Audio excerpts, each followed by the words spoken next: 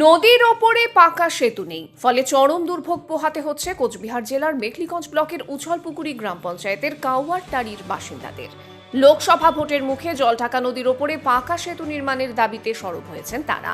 স্থানীয় ও প্রশাসন সূত্রে জানা গিয়েছে, উছলপুকুরির বালাসীঘাট ও কাউয়ারটারির সংযোগস্থল দিয়ে বয়ে চলেছে জলঢাকা নদী। ওই নদীর ওপর কোনো সেতু নেই, ফলে ওই পথে কোনো গাড়ি চলাচল করতে পারে না।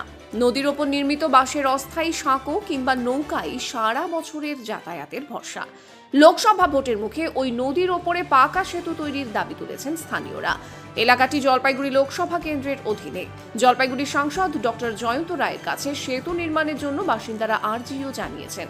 কাউয়ারটারি জনপদটি জলঢাকা নদীর ওপারে অবস্থিত, আর এখানকার বাসিন্দাদের ভোট দান কেন্দ্র রয়েছে নদীর এপারে। নদীতে নেই কোনো পাকা সেতু, পারাপারের ভরসা নড়বড়ে বাঁশের সাঁকো কিংবা নৌকা।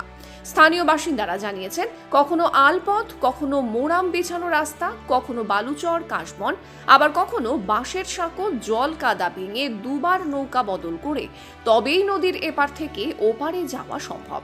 যদিও বর্তমানে অস্থায়ীভাবে বাঁশের সাঁকো নির্মিত করা হয়েছে। বাসিন্দারা জানিয়েছেন, প্রায় 2 কিলোমিটার নদী পেরোতে সময় লাগে অন্তত 1.5 ঘন্টা।